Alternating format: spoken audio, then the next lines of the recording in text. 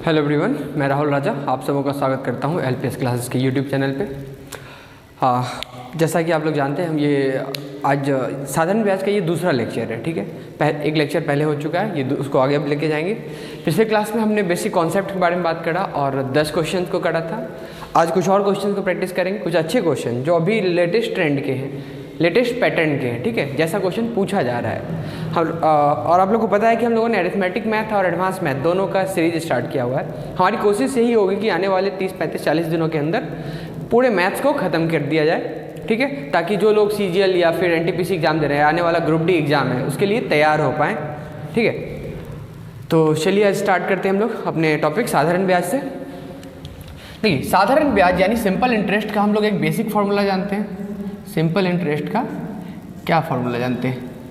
मूलधन गुना दर गुना समय बटे 100। सबसे बेसिक फार्मूला यही है, PRT/100। ठीक है, अगर आपको बोला जाए कि आपका मूलधन को 2 गुना कर दिया जाए, आपके प्रिंसिपल को 2 टाइम्स कर दिया गया है। ठीक है, यानी क्या कर दिया गया है? प्रिंसिपल को 2 टाइम्स कर दिया गया है।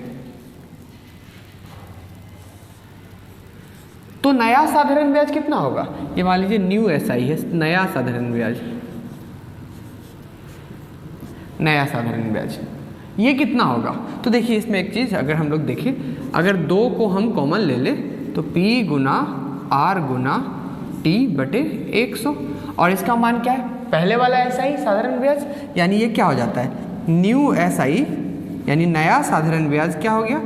पुराने वाले साधारण ब्याज का 2 गुना। तो देखिए, जब हम मूलधन को 2 गुना करते हैं, इसके 2 गुना करने की वजह से क्या हो गया? साधारण ब्याज भी अब 2 गुना हो चुका है। ठीक है, वही अभी मूलधन को 2 गुना ना करके हम करते हैं किसको? समय को 2 गुना करते हैं। ठीक है, समय को 2 गुना करते हैं। चलिए एक और एसआई देख लेते हैं, न्यू एसआई। ठीक है, अभी मूलधन को उतना ही छोड़ दिए, P को P ही छोड़ दिए, रेट भी चेंज नहीं किए। समय को मान लीजिए आप 3 गुना कर दिए, 3T कर दिए। तो यहाँ जो न्यू एसआई होगा, P गुना 3 अगर कॉमन ले लीजिए तो क्या अंदर आ गया? P गुना R गुना T बटे 100। तो और P गुना R गुना T बटे 100 क्या है? वही पिछला साधारण ब्याज। तो इसका मतलब क्या हो गया? नया साधारण ब्याज हो गया जो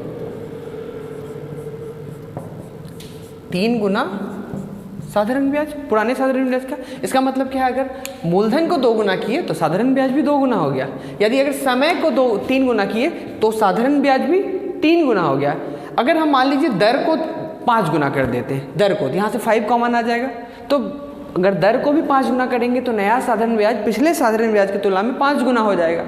तो उससे हम लोग क्या सीख रहे हैं? इससे हम लोग क्या सीख रहे हैं कि प्रिंसिपल में यानी कि मूलधन में, समय में और दर में जितने गुने का परिवर्तन किया जाए या जितना का परिवर्तन किया जाए, उतना का परिवर्तन ही आपके साधारण ब्याज में भी हो जाता है। ठीक है, देखिए मूलधन और समय के देख चुके हैं। प्रिंसिपल यानी रेट में भी अगर उतना ही करेंगे, अगर 5 से गुना कर दिया जाए तो आप देखिएगा यहाँ 5 आ जाएगा। ठीक है, तो इसका मतलब एक लाइन में हम लोग कंक्लूड करते हैं कि मूलधन, समय और दर में जितना परिवर्तन किया जाए उतना ही परिवर्तन हमारे नए साधारण ब्याज में हो जाएगा। ठीक है, तो इसको क्वेश्चन करते हैं, फिर आपको क्लियर हो पाएगा इसमें कि क्या कहना चाह रहे हैं हम लोग। ठीक है, चलिए पहला क्वेश्चन स्टार्ट करते हैं। क्वेश्चन आपके स्क्रीन पे, इसको हटा देते हैं।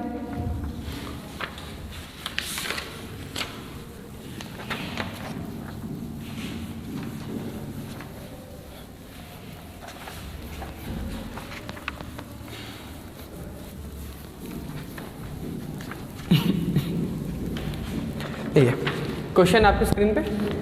क्वेश्चन क्या कह रहा है? एक निश्चित राशि का साधारण ब्याज 2000 रुपया प्राप्त होता है यदि इसके मूलधन को 50% बढ़ा दिया जाए एवं समय को 4/3 गुना कर दिया जाए और दर को 3/5 गुना कर दिया जाए, तो नया साधारण ब्याज कितना होगा?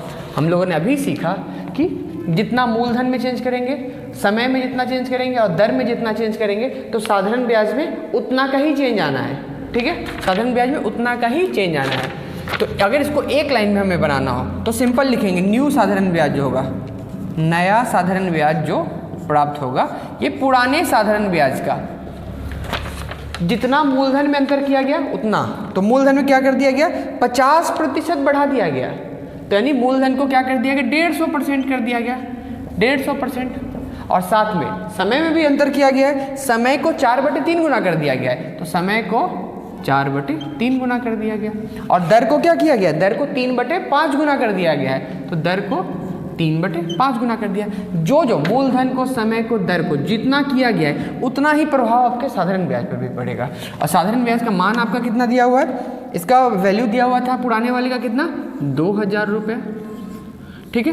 तो 150% हटेगा तो बटे में 100 गुना 4/3 गुना 3/5। अब इसको बस सॉल्व कर लेते हैं, हमारा काम हो जाएगा।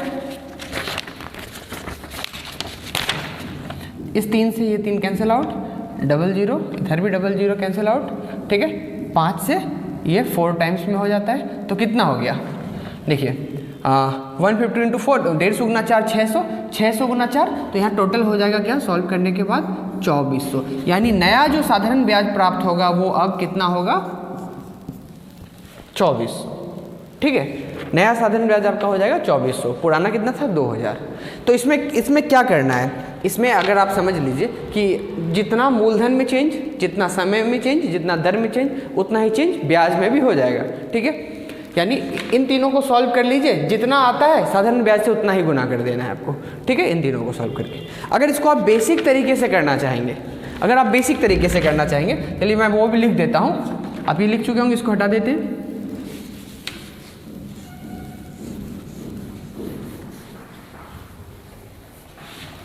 अगर देखिए बेसिक तरीके से करते हैं, SI आपका ये है, SI क्या करते हैं P गुना R गुना T/100। ये मूल SI था आपका, जिसमें प्रिंसिपल P था, दर R था, समय T था। अभी नए केस में आपने क्या कर दिया, नए केस में प्रिंसिपल को 50% बढ़ा दिया गया, यानी 150% कर दिया गया। देखिए वही चीज़ हो जाता है। रेट को क्या कर दिया गया, दर को 3/5 गुना कर दिया गया है, 3/5 गुना, और समय को क्या कर दिया गया 4/3 गुना, यानी समय को 4/3 गुना कर दिया गया, ठीक है। तो अगर देखिए यहाँ से अब P, तो अभी क्या है, अब देखिए जब मूलधन वगैरह में चेंज आया तो साधारण ब्याज भी चेंज होने वाला है, तो ये जो नया साधारण ब्याज होगा वो क्या होगा, देखिए दोनों एक ही चीज़ है, आप यहाँ से देख सकते हैं। तो अगर आप P गुना, सॉरी यहाँ R लिखना भूल गए, R, तो P गुना R गुना T/100 को कॉमन ले लीजिए, तो इधर साथ में क्या बचा, वही 150% बचा, गुना 3/5 गुना 4/3, वही चीज़ बता। यानी इसका मान क्या है, इसका मान तो आपका क्या है पुराना वाला साधारण ब्याज है, ऐसा ही। तो देखिए जितना मूलधन समय दर में चेंज किया गया उतना ही इस साधारण ब्याज पे असर पड़ा, ठीक है। तो इसका वैल्यू 2000 पुट कर दिए, सॉल्व करेंगे फिर वही बात हो जाएगा। तो हम लोग इतना क्यों करेंगे, हम लोगों ने पहले ही कॉन्सेप्ट में शुरू में देख चुका है कि मूलधन में जो चेंज करेंगे, समय में जो चेंज करेंगे, दर में, सबका कंबाइंड इफेक्ट, ठीक है, सारा का कंबाइंड इफेक्ट हमारे साधारण ब्याज पे ही पड़ेगा। तो एक लाइन में सॉल्व करेंगे सीधा, ठीक है, जो इससे पहले ठीक हम लोग कर चुके थे। वो पहला क्वेश्चन था, इसलिए दो तरीके से बेसिक तरीके से भी देख लिए हम लोग। अब आगे चलते हैं अगले क्वेश्चन पे, ठीक है। इसको रफ कर देते हैं।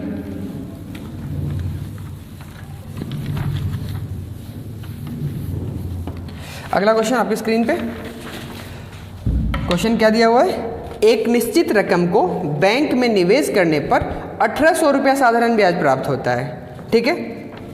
यदि इसके मूलधन को 50% कम एवं दर को 60% कम कर दिया जाए, यानी देखिए मूलधन को 50% कम कर दिया गया, इसका मतलब क्या, मूलधन को आधा कर दिया गया, और क्या कह रहा है, दर को 60% कम कर दिया गया। 60% कम करने का मतलब क्या है, दर को 40% कर दिया गया है ना, 60% कम किया तो 40% बचा ना, ठीक है। तो और समय को 3/2 गुना किया जाए तो नया SI कितना होगा। तो हम लोग अगर एक लाइन में इसको देखें, हम लोग जो सीख चुके हैं, न्यू SI कितना हो जाएगा, ये पुराने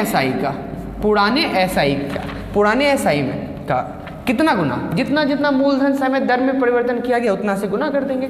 तो मूलधन को 50% कम किया गया, यानी 50% कम करने के बाद 50 ही तो बचेगा, तो 50%, तो 50% बचा, परसेंटेज हटा दिया जाए, ये चलिए ऐसे भी लिख देते हैं, 50% गुना दर को 60% कम किया, 60% कम करने के बाद बचेगा कितना, 40% ही, यानी 40%। और क्या कर दिया गया है, समय को 3/2 गुना कर दिया गया है, तो समय को 3/2, बस इसको ही सॉल्व कर लेंगे। साधारण ब्याज का मान कितना था आपका, 1800 रुपये था, तो अब इसको 1800 रुपये लिख लेंगे।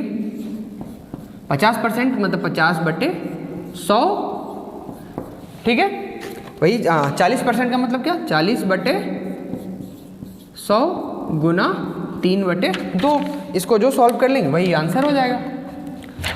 तो यहाँ से देख लीजिए, ये कैंसिल आउट हो गया, ठीक है, 1 0, यहाँ से ये भी खत्म हो गया, तो आपका ये 2 से ये 4 2 बार में कट गया, तो कितना हो गया, 18×90 गुना 2 180 या 540, तो आपका नया साधारण ब्याज 540 रुपया हो जाएगा, ठीक है, 540 रुपया, और पुराना साधारण ब्याज कितना था, 1800 रुपया, ठीक। तो नया साधारण ब्याज आपका ही 540 रुपया का। बस एक लाइन ये लिखना है, एग्जाम में ये भी लिखने की क्या जरूरत है, तो समझाने के लिए लिख रहे हैं। आप सीधा ये सॉल्व करेंगे और 1800 रुपया करेंगे, 540 रुपया आंसर आ जाएगा आपका, ठीक है।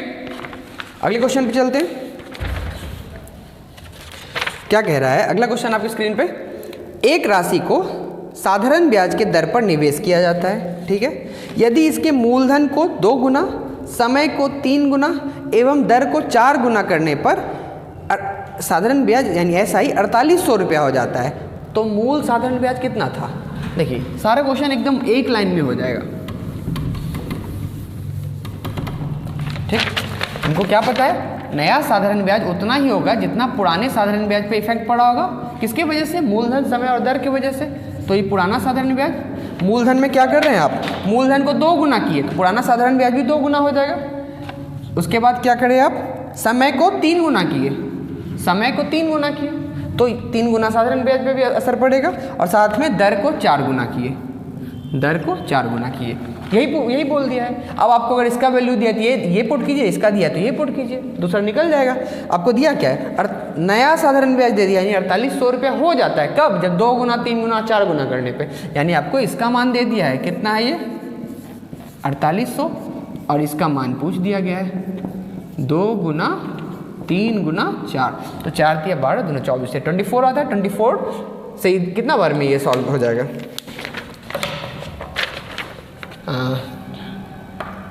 24 होता है, 24 × 2, यानी ये इसको अगर सॉल्व करते हैं हम लोग तो ये 200 टाइम्स में आ जाएगा। तो पुराना साधारण ब्याज कितना हो जाता है, 200 रुपये, ठीक है। अब रिवर्स में देख लीजिए, अगर साधारण ब्याज पुराना 200 रुपये है और मूलधन को 2 गुना करते हैं तो साधारण ब्याज भी 2 गुना होता है, यानी 400 हो जाता है। अभी समय को आप क्या कर रहे हैं, समय को 4 गुना, समय को 3 गुना, समय को 3 गुना करेंगे तो 4 × 1200, और फिर दर को 4 गुना, 12 चौक 4800, देखिए 4800 रुपये रहते हैं ना यहाँ पे, ठीक है। अगले क्वेश्चन पे चलते हैं, इसको रफ कर देते हैं। आपकी साधारण ब्याज पे जितनी अच्छी पकड़ होगी, चक्रवृद्धि ब्याज उतना ही आसान आपको लगेगा, ठीक है। अगला क्वेश्चन 14 नंबर क्वेश्चन आपके स्क्रीन पे। एक राशि का 5 वर्ष का साधारण ब्याज 300 रुपया है, अगले 15 वर्ष के लिए इसी मूलधन को 2 गुना कर दिया जाता है, तो कितना साधारण ब्याज प्राप्त होगा। क्या कह रहा है, एक राशि का 5 वर्ष का साधारण ब्याज 300 रुपया है, ठीक है। 5 वर्ष का साधारण ब्याज चलिए आपको दिया हुआ है कितना, 5 वर्ष का साधारण ब्याज आपको गिवन कितना है, 300 रुपया।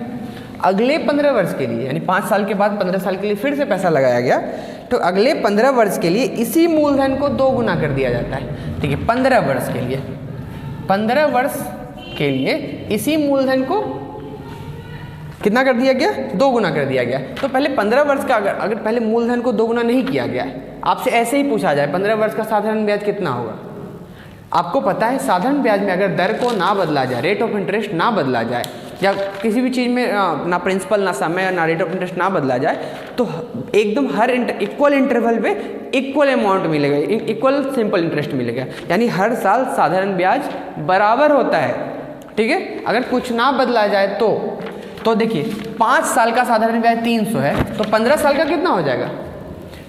अब समय कितना गुना हो रहा है? 5 साल है, अब इसको ऐसे देखिए,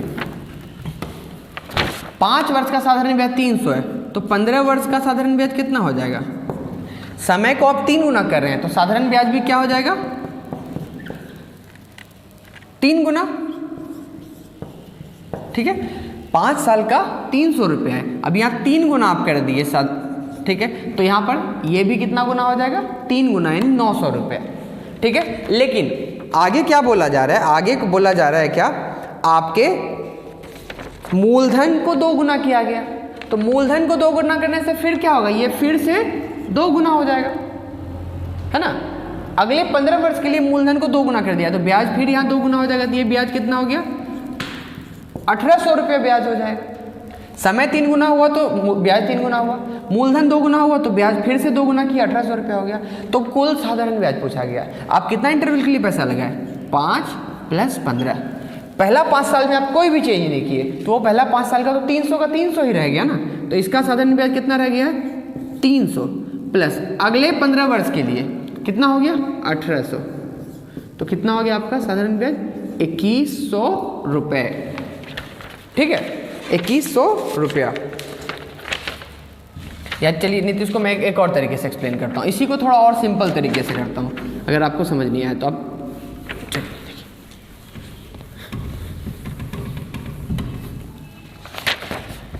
देखिए। आपको 5 वर्ष का साधारण ब्याज पता है, ठीक है। 5 वर्ष का साधारण ब्याज कितना है? 300 रुपया। ठीक है, तो अगर 5 वर्ष मतलब क्या, ये इसको 5-5 वर्ष का 3 इंटरवल में बांट सकते हैं हम लोग ना।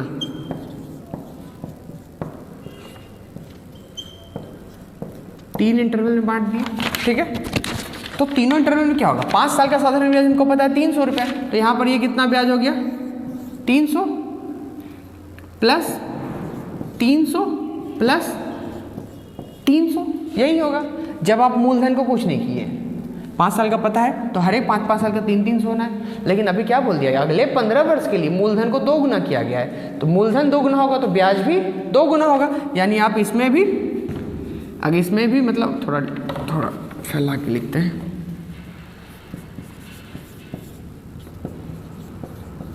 तो मूलधन को अब 2 गुना किए तो यहाँ भी 2 गुना करेंगे आप, यहाँ भी 2 गुना करेंगे और यहाँ भी 2 गुना करेंगे, तो ये कितना हो गया? 600 600 600, यही हो गया ना। ठीक है, तो कुल साधारण ब्याज पूछा गया। तो पहले 5 साल, जो पहला 5 साल था जिसमें आप कुछ भी चेंज नहीं किए, उसका कितना हो गया? 300। तो यहाँ पे इसको 300 भी ऐड करेंगे, यानी टोटल 20 साल का बात किया जा रहा है। पहले 5 साल में कोई चेंज नहीं किया गया, अगले 15 में किया गया है। तो देख लीजिए, पहले 5 में कोई चेंज नहीं किया तो 300 ही छोड़ दिए, तो कितना हो गया? 6 × 18 3 2100 रुपये। तो टोटल साधारण ब्याज कितना हो गया? 2100 रुपये। ठीक है, आगे चलते हैं अगले क्वेश्चन पे। क्या दे रहा है? एक निश्चित धनराशि का, पहले इसको रफ कर देते हैं।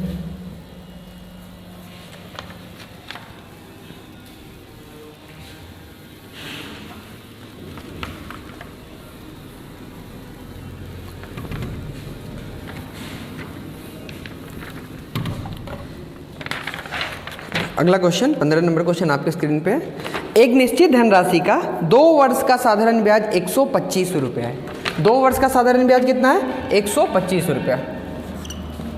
2 वर्ष का साधारण ब्याज कितना है? 125 रुपये। ठीक है, आगे क्या बोला जा रहा है? अगले 8 वर्षों के लिए, यानी अगले 8 वर्ष के लिए, यानी अगला 8 वर्ष का साधारण ब्याज कितना हो जाएगा? देखिए, समय यहाँ पे कितना गुना कर रहे हैं आप? 4 गुना, तो ब्याज भी यहाँ पे 4 गुना हो जाएगा। कितना हो जाएगा? 500 रुपया। ठीक है, 125 गुना 4 500 रुपये, यानी अगले 8 वर्ष का साधारण ब्याज इतना होना है। लेकिन उसके साथ साथ क्या बोला जाए? अगले 8 वर्षों के लिए इस राशि को 5 गुना कर दिया गया है, यानी अगले 8 साल के लिए मूलधन को 5 गुना भी किया गया है। तो मूलधन को 5 गुना करेंगे तो ब्याज भी आपका क्या हो जाएगा? 5 गुना होगा ना। ठीक है, तो पहले देखिए यहाँ पर कितना है? ये 125 रुपया, यानी पहला 2 साल तो 125 रुपया ही, इसमें कोई चेंज नहीं किया गया। अगले 8 साल के लिए तो समय 4 गुना हुआ, तो 4 गुना यहाँ किए 500 रुपया हो गया। लेकिन समय के साथ साथ यहाँ पे मूलधन को भी 5 गुना किया गया है, तो 5 गुना इससे भी गुना कर दिए, तो टोटल कितना आ गया यहाँ से 2500 रुपये। तो कुल साधारण ब्याज आपसे पूछा जा रहा है कि कुल कितना साधारण ब्याज प्राप्त होगा। तो पहले 2 साल में 125 रुपये, अगले 8 साल में इतना, तो टोटल साधारण ब्याज कितना हो जाएगा 2625 रुपये। ठीक है, जो जितना चेंज बोला जा रहा है आप उतना करते चले जाइए। ठीक,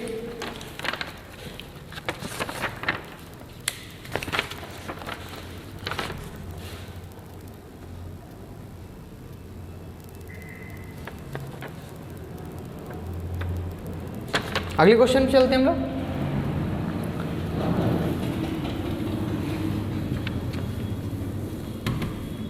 इसको एक और तरीके से हम लोग लिख ले तो देखिए, पहला 2 वर्ष का साधारण ब्याज कितना है आपका, पहला 2 वर्ष का साधारण ब्याज आपका है कितना 125 रुपये, प्लस अगले 8 वर्ष के लिए बात किया गया है, यानी समय को कितना कर दिया गया है, समय को 4 गुना किया गया। 8 वर्ष का बात किया गया यानी 4 गुना किया गया, समय 4 गुना, तो ब्याज में भी 4 गुना, साथ साथ इसके क्या किया गया, मूलधन को भी 5 गुना कर दिया गया है। बस एक लाइन में आप लिख देंगे, ये भी आंसर हो गया।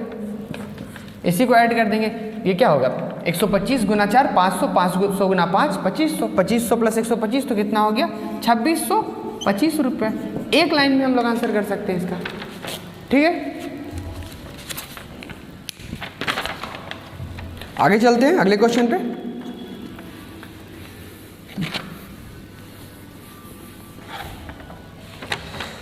सोलह नंबर क्वेश्चन देखते हैं अभी। एक निश्चित रकम का 6 वर्ष का साधारण ब्याज 1200 रुपये है।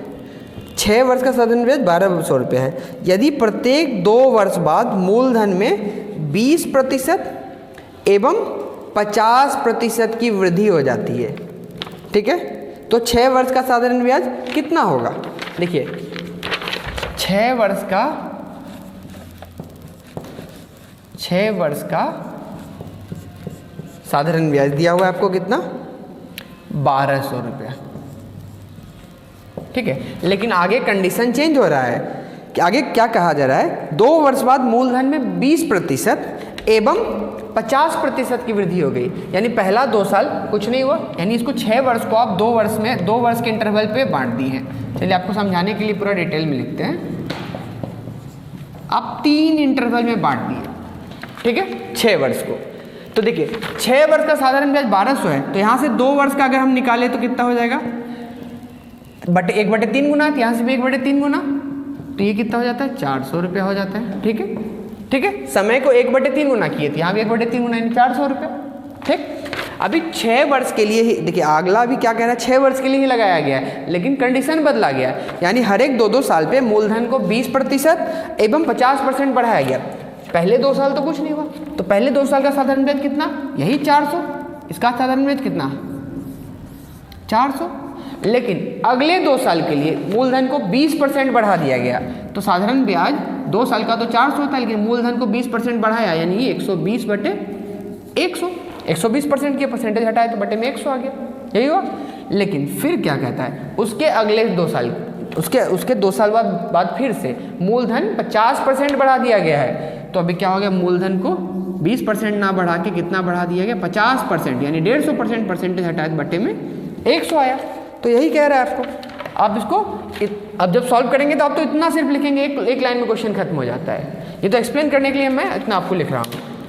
तो देखिए इसको अगर हम कैंसिल आउट करेंगे कितना हो जाएगा, 100 से 00 कैंसिल, ये 00 कैंसिल, तो कितना हो गया आपका, ये 400 ही रहा, प्लस ये 120 into 4 480 हो गया, प्लस 150 into 4 यानी 600, तो टोटल कितना हो गया 600 प्लस 400 1000, यानी 1480 रुपीज़, 1480 रुपये। क्या कह रहा क्वेश्चन, आपको क्या कह रहा था, 6 साल का दिया हुआ था, तो उस हिसाब से 2 साल का कितना हो जाएगा, 6 साल का 1200, तो 2 साल का 400 रुपये। ठीक है, लेकिन अभी कंडीशन बदला गया, हर 2 साल के बाद मूलधन को 20% एवं 50% बढ़ाया गया। तो पहला 2 साल तो कुछ नहीं हुआ, 2 साल के बाद 20% बढ़ाया, यानी 120% हो गया। अगले 2 साल के बाद फिर 50% कर दिया गया, तो टोटल 2 2 4 2 6 साल तो हो गया। तो जो जो चेंज किया गया वो चेंज करते चले गए। लेकिन आप जब सॉल्व करेंगे, आपको इतना लिखने का एग्जाम में जरूरत थोड़ी ना, आप तो बस एक लाइन लिखेंगे, ये सॉल्व करेंगे, आप सीधा आंसर लेके आएंगे 1480 रुपये। ठीक है, उम्मीद करता हूँ आपको समझ आ गया होगा। अगले क्वेश्चन पे चलते हैं, इसको रफ कर देते हैं।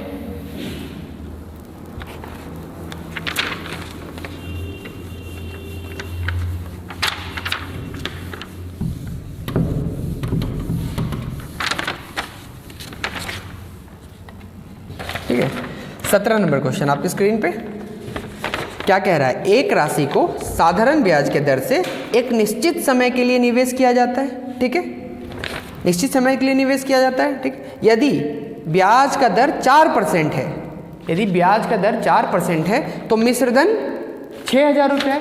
यानी जब आपका, देखिए, जब आपका रेट 4% है तो अमाउंट कितना हो जाता है?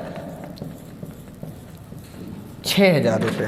ठीक है, यदि ब्याज का दर यानी R 3% हो, जब R आपका ब्याज का दर घटता है 3% हो तो मिश्रधन आपका कितना हो जाता है? 5000 रुपये।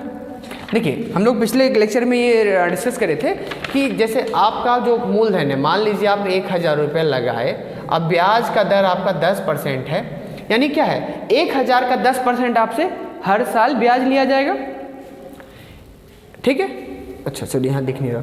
अगर आप यहाँ देखते हैं, आप अगर 1000 रुपया लगाए, अब ब्याज का दर 10% है, इसका मतलब क्या है? आपसे 1000 का 10% हर साल लिया जाएगा ब्याज के रूप में। यानी अगर मूलधन आपका, मूलधन अपने आप में कितना होता है? 100%, यानी 100% में 10% आपको ब्याज दे, मतलब साधारण ब्याज देना होगा हर साल। हर साल, एक साल है तो 10%, 2 साल है तो 20%, पहला साल 10, दूसरा साल 10, 3 साल है तो 30%, 4 साल है 40%, यही करते हैं हम लोग।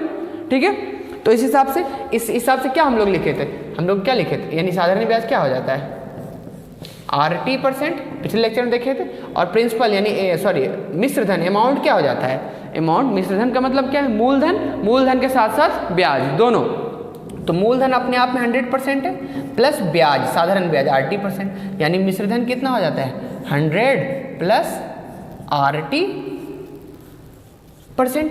यही तो होता है ना। तो इसी को देखते हैं हम लोग यहाँ पर। आपको प्रिंसिपल नहीं दिया है, ठीक है, आपको प्रिंसिपल नहीं दिया है, आपको सिर्फ रेट ऑफ इंटरेस्ट दिया है, यानी ब्याज का दर दे दिया है, और मिश्रधन दे दिया है। यहाँ ब्याज का दर दिया है और मिश्रधन दिया हुआ है। तो मिश्रधन हम लोग क्या करते हैं? 100 प्लस RT%, है ना। तो यानी मिश्रधन, पहले केस में आप अगर देखिए, यहाँ पर दोनों साइड अमाउंट दिया है, हम इसका रेशियो कर लेते हैं इधर, तो इधर भी इसका रेशियो ये हो जाएगा। यानी कहने का मतलब क्या है? रेट ऑफ इंटरेस्ट आपको 4% दिया था, समय नहीं पता है तो इसको T से गुना कर लिए, ठीक है, अपॉन, यहाँ रेट ऑफ इंटरेस्ट क्या है? 3 है, समय नहीं दिया है तो आप T से गुना कर लेते हैं। यानी मिश्रधन का अनुपात लिए, तो इधर भी मिश्रधन बटे मिश्रधन कर देते हैं।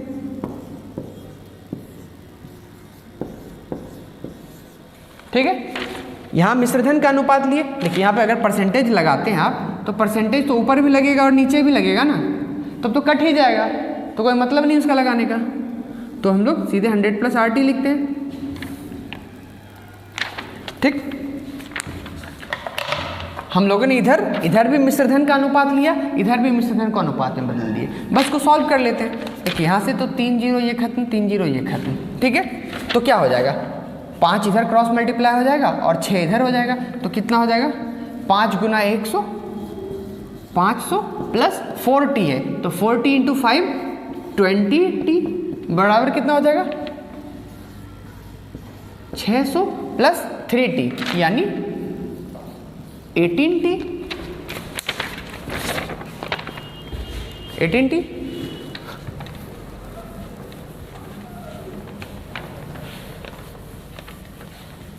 ठीक है। तो देखिए 500 इधर आएगा तो कितना बचेगा? 100, और ये 18T उधर चला जाएगा, तो इधर क्या बचेगा आपका?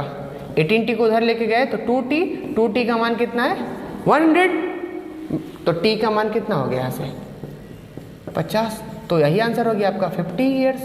ठीक है, तो आपको कुछ प्रिंसिपल समय कुछ नहीं दिया था, दो अननोन था, ठीक है, तो कोई इक्वेशन बना के नहीं कर सकते हैं, तो इसलिए अब रेशियो ले लिए, ठीक है। इधर इसका प्रिंसिपल मतलब सॉरी मिश्र धन का रेशियो लिए और मिश्र धन इधर भी दिया है, इधर भी रेशियो को ले लिए, दोनों को कंपेयर कर दिए, हो गया काम। ठीक है, आगे चलते हैं क्वेश्चन पे। ये बेसिकली एक लाइन का क्वेश्चन है, इतना तो आप एक्सप्लेन करने के लिए लिख रहे हैं, डायरेक्ट ये करेंगे और आंसर मारेंगे। हार्डली आपको 20 से 25 सेकेंड भी नहीं लगेगा। ठीक है, 20 सेकेंड भी काफ़ी हो गया इसके लिए। दिख रहा है क्वेश्चन कितना टफ, लेकिन है नहीं, एक लाइन में करने वाला क्वेश्चन है। ठीक है, अब ऐसा क्वेश्चन प्रैक्टिस करके जाएंगे तो आप एग्जाम में नहीं फंसेंगे। वही अगर आपको आर.एस. अग्रवाल और सगीर अहमद का प्रैक्टिस होगा, ये बुक एक्चुअली बहुत पुराना हो चुका है मार्केट के लिहाज से, तो आपको दिक्कत होना ही होना है।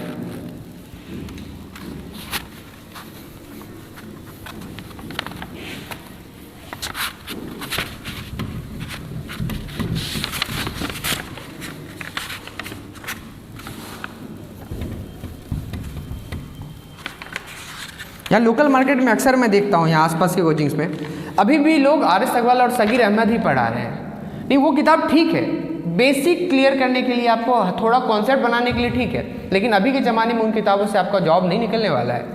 पेपर का लेवल कहीं और जा चुका है। वो 2012-2015 तक ठीक था, अब उससे कुछ नहीं होने वाला है। आप बेसिक समझने के लिए उसको बना सकते हैं, लेकिन एग्ज़ाम क्रैक करने के लिए आपको उससे कहीं ऊपर उठना होगा। अगले क्वेश्चन पे चलते हैं। 80 नंबर क्वेश्चन। एक राशि को साधारण ब्याज के दर से एक निश्चित समय के लिए निवेश किया जाता है। यदि ब्याज का दर 10% हो तो मिश्रधन 12,000 प्राप्त होता है, और ब्याज का दर 4% हो तो मिश्रधन 6,000 प्राप्त होता है। ठीक है, यानी आपको क्या दे दिया है, आपको दिया हुआ है क्या, रेट 10% है, तो अमाउंट कितना हो जा रहा है आपका, अमाउंट आपका हो जा रहा है 12,000। ठीक है, वही अगले केस में क्या बोल दिया जाए, अगर रेट आपका ओनली 4% यानी मात्र 4% है तो मिश्रधन आपका कितना हो जा रहा है, 6,000 रुपये। ना आपको प्रिंसिपल दिया ना समय दिया है, फिर एक ही रास्ता है, इधर से मिश्रधन का अनुपात निकालिए और इधर भी मिश्रण दिया, इधर भी अनुपात में बिठा दीजिए, एक लाइन में काम आपका हो जाएगा। ठीक है, तो क्या हो गया, मिश्रधन क्या होता है हम लोग जानते हैं, मिश्रधन क्या होता है 100 प्लस RT%, जिसमें परसेंट देखिए 100% ये क्या हो गया आपका मूलधन हो गया, और ये क्या है साधारण ब्याज, यही तो है ना। तो आगे चलते हैं, यहाँ पे देखिए, तो इधर मिश्रधन का अनुपात लेंगे तो क्या हो गया, आपको दर दिया समय नहीं दिया है। ठीक है, अच्छा पिछले क्वेश्चन में एक और चीज़ बताना था, हम लोग आगे चले गए। चलिए इस क्वेश्चन में मैं बता देता हूँ, यानी पिछले क्वेश्चन में मूलधन भी बताना था, मूलधन स्किप हो गया, सिर्फ हम लोग समय निकाल के आगे चले गए। इसमें मैं बता देता हूँ कि मूलधन कैसे निकालेंगे, आप पिछले में अपडेट कर लीजिएगा। ठीक है, तो यहाँ पे 100 plus 10 into T upon 100 plus, यहाँ रेट ऑफ इंटरेस्ट 4 है तो 4 इंटू टी, और इधर रेशियो कर लीजिए आप 12,000 बटे 6,000। तो देखिए ये 2 बार में कैंसिल आउट हो जाएगा। ठीक, फिर अब नीचे कुछ नहीं है तो 1 बचा है, तो इधर गुना कर दीजिए आप, तो क्या हो जाएगा 100 प्लस 10t, अब बराबर क्या हो जाएगा, इधर 2 है तो 2 से मल्टीप्लाई हो जाएगा, तो क्या बचेगा 200 प्लस 40 इंटू 2 यानी 8t। अब बस इसको सॉल्व करना है, काम हमारा हो जाएगा।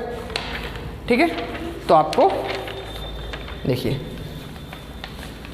तो आपको यहाँ से क्या मिल जाएगा, देखिए 100 इधर आएगा 100 बचेगा और 80 उधर जाएगा 2t बचेगा, यानी आपको यहाँ से 2t का मान कितना निकल गया 100, है ना। तो t का मान यहाँ से आपका क्या निकल गया 50 ईयर्स यानी 50 वर्ष 50 वर्ष निकल गया आपका, ये एक आंसर हो गया। अभी इसमें मूलधन भी निकालना है। ठीक है, मूलधन भी निकालना है, तो मूलधन हम लोग निकाल लेते हैं, क्या दिक्कत है उसमें। देखिए हम लोग मिश्रधन के बारे में क्या जानते हैं, 100 प्लस RT% जानते हैं, है ना, यही जानते हैं। तो ये कितना हो गया, देखिए 100 प्लस R का मान आप कोई भी एक केस उठा लीजिए, ये ले लीजिए या ये ले लीजिए, जो लीजिए, R का मान आपका कितना हो गया 10%। समय आपको पता था, पहले नहीं पता था, अभी तो पता है 50, तो इसको 50 से गुना कर लीजिए।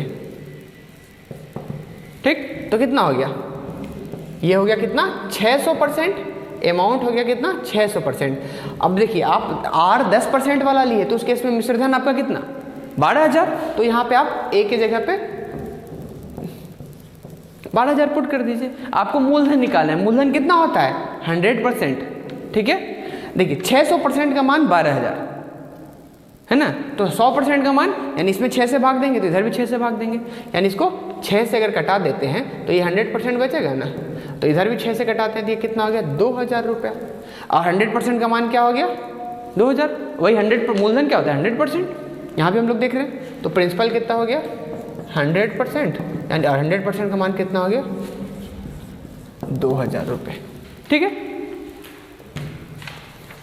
एक आंसर ये हो गया, एक आंसर ये हो गया। पिछले क्वेश्चन में आप ऐसे ही बिल्कुल कर सकते हैं, कोई दिक्कत नहीं होगा। अब हम लोग अगले क्वेश्चन पे चलते हैं। ठीक है, 19 नंबर क्वेश्चन।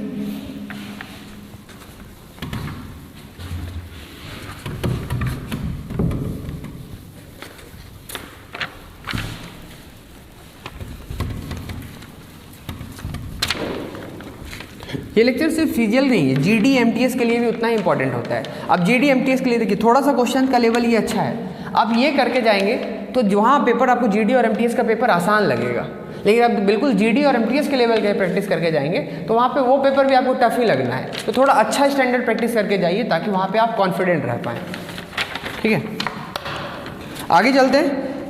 यदि 4 वर्ष में 1,600 रुपये की राशि से प्राप्त साधारण ब्याज 1,000 रुपये की राशि से प्राप्त साधारण ब्याज से 96 रुपया अधिक है, यानी देखिए क्या बोल रहा है आपको, पहले बेसिक तरीके से आपको अगर बता दें, एकदम बेसिक तरीके से क्या बोल रहा है, 1,600 रुपये की राशि से प्राप्त साधारण ब्याज, 1,600 रुपये की राशि से प्राप्त साधारण ब्याज 1,000 की राशि से प्राप्त साधारण ब्याज से 96 रुपये अधिक है।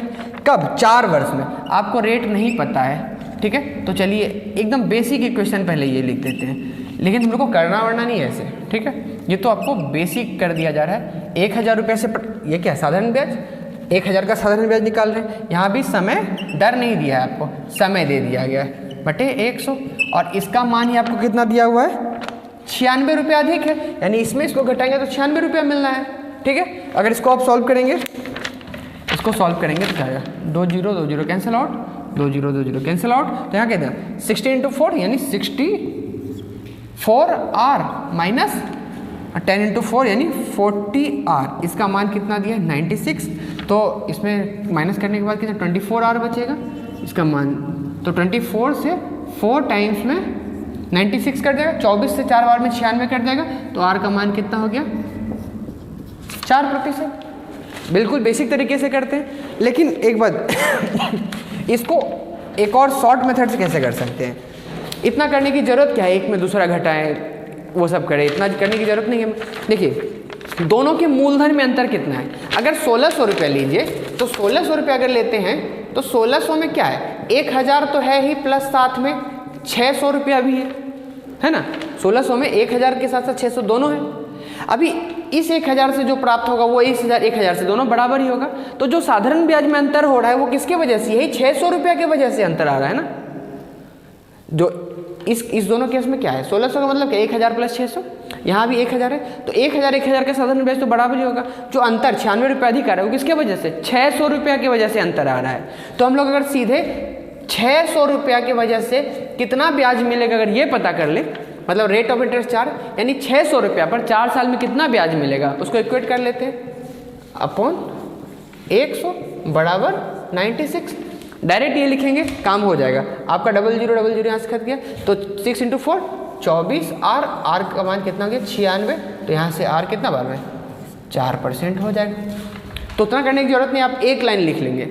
ठीक है, ध्यान देने वाली बात क्या है 1,600 से जो प्राप्त साधारण ब्याज है वो 96 रुपया ज़्यादा है किससे 1,000 रुपये के साधारण ब्याज से। ठीक है, तो वहाँ पे जो ज़्यादा क्यों है क्योंकि इसमें 600 रुपया ज़्यादा है, इस 600 रुपये पर जो ब्याज मिल रहा है वही अंतर क्रिएट कर रहा है, तो सीधा 600 रुपये पर निकाल लिए 4% निकल गया। अगर आपको ये समझ नहीं आता तो बेसिक स्टेप ये है। ठीक है, दोनों के ब्याज को घटाने पर 96 रुपये मिलता है, सॉल्व कर लीजिए आ जाएगा आंसर। अगले क्वेश्चन की ओर चलते हैं।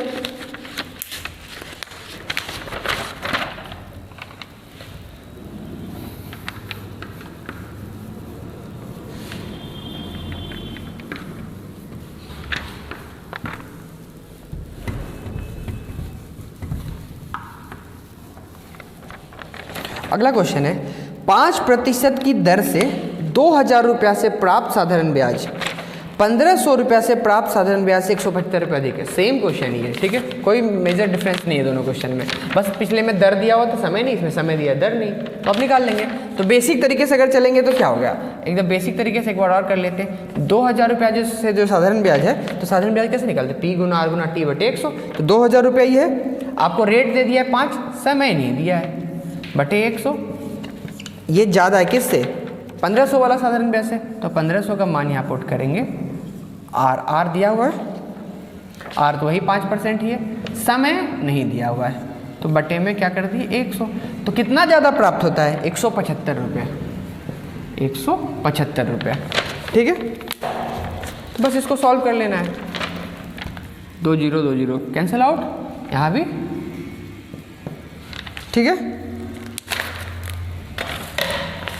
तो कितना हो गया 20 × 5 100t, यानी 100t में कितना गया 15 × 5 75, 75t, इसका मान कितना है 175, तो कितना यहाँ बचेगा 25t, 25t का मान कितना है 175, तो 25 से कितना बार में कैंसिल आउट हो जाएगा 7 बार में, है ना। तो t का मान क्या हो गया 7 ईयर्स, बस 7 साल, ही आपका आंसर हो गया। वही इसको एक लाइन में करना होगा तो देखिए 2000 रुपया है और यहाँ 1500 रुपया है, दोनों में ब्याज का अंतर क्यों है, क्योंकि मूलधन ज़्यादा है, इसमें मूलधन ज़्यादा है तो ब्याज ज़्यादा मिलेगा। कितना ज़्यादा है 500 रुपया ज़्यादा है, इससे 500 रुपया ज़्यादा है, तो मूलधन में जो 500 रुपया है उस पर भी तो यहाँ ब्याज मिल रहा होगा, तो जो अंतर आया उसी 500 रुपया की वजह से आया। तो उसको अगर एक लाइन में हम लोग सॉल्व कर ले तो क्या करेंगे, 500 रुपया रेट क्या है, 500 रुपये पर कितना ब्याज मिला ये निकाल लेते हैं, समय ये नहीं दिया हुआ है, बटे 100, इसी का मान कितना दिया है आपको 175 दिया हुआ है, ठीक है, इसका मान ही 175 दिया है, तो इसको 00 00 कैंसिल, तो ये 25t, देखिए एक लाइन में हो गया, इसका मान कितना 175, ठीक है। वहाँ पे आप यहीं पर डायरेक्ट करा देंगे, उतना लिखेंगे क्यों, यहाँ 5 × 5 = 25 से 7 बार में ये कट जाएगा, सीधा एक लाइन में आ जाएगा। मैं स्टेप क्लियर रखने के लिए मैं एक स्टेप एक्स्ट्रा लिख दे रहा हूँ, तो 25 से कैंसिल हो जाएगा, ये कितने बार में 7 बार में, तो t का मान कितना आ गया 7 वर्ष, ठीक है, 7 साल। उम्मीद है कि आपको ये समझ आया होगा, ठीक है। आज टाइम काफ़ी हो गया है, ठीक है, तो आज का लेक्चर हम लोग इतना ही रखते हैं।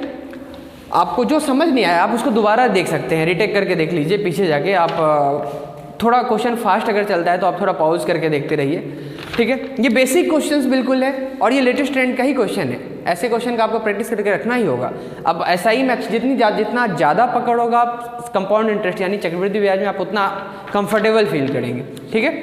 तो आज का लेक्चर इतना ही हम लोग रखते हैं, बाकी लेक्चर आपको उम्मीद कीजिए कल मिल जाएगा, ठीक है। तो बाकी अगर आपको लेक्चर पसंद आया तो प्लीज़ चैनल को लाइक कीजिए, सब्सक्राइब कीजिए और इसे थोड़ा प्रमोट कीजिए, अपने दोस्तों के बीच शेयर कीजिए, ठीक है। Thank you.